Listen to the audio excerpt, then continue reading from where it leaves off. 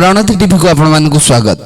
आज मुख्य खबर छत्रपुर स्थित अंशुला अनुष्ठान ठारे भव्य रूप से गुरु दिवस पालित हो जाइछि।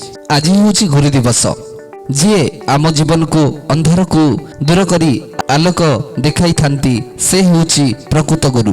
गुरु भगवान सह तुलनीय। गुरु आशीर्वाद रे जड़े छात्र अशेष ज्ञान एवं सम्मान अधिकारी होई पारे। साधारणतः कहबाकू गले आम पितामाता हेउछंती आमर प्रथम गुरु, किंतु पितामातांक परि आम जीवन रे आसी थांती शिक्षक बा गुरु। एही गुरु माने आमर प्रत्येक छोट बड़ भूल को क्षमा करी आमको उचित शिक्षा दे आम भविष्य रे जीवन यात्रा को सरल एवं आलोकित करि थांती।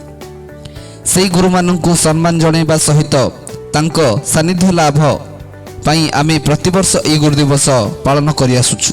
प्रकृत रे 1962 मसीहा ठारू भारत पूर्वतन राष्ट्रपति सर्वपल्ली राधाकृष्ण जन्म दिवस को गुरु दिवस रूपे पालन करा जाउछि। राधाकृष्ण भारतर जणे ख्यातनामा दार्शनिक, आदर्श शिक्षक एवं उत्कृष्ट वक्ता थिले। तांकर जन्म 1988 मसीहा सेप्टेम्बर 5 तारिख दिन तमिलनाडुर एक छोट गाँ थिरुतानी रे जन्म ग्रहण करथिले। तांको बापा वीरस्वामी जातिर ब्राह्मण थिले।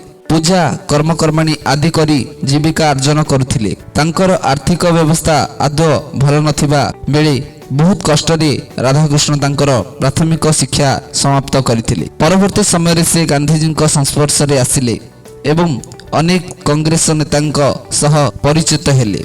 1952 रे से भारतर राष्ट्रपति हेले। 1972 रे भारतर द्वितीय राष्ट्रपति हेबारे गौरव अर्जन कले। विभिन्न क्षेत्र रे उल्लेखनीय सफलता पाई तांको भारत रत्न रे भूषित करागला। सेही परम पूज्य सर्वपल्ली राधाकृष्ण जन्म दिन को गुरु दिवस रूपे पालन करा जाय अछि।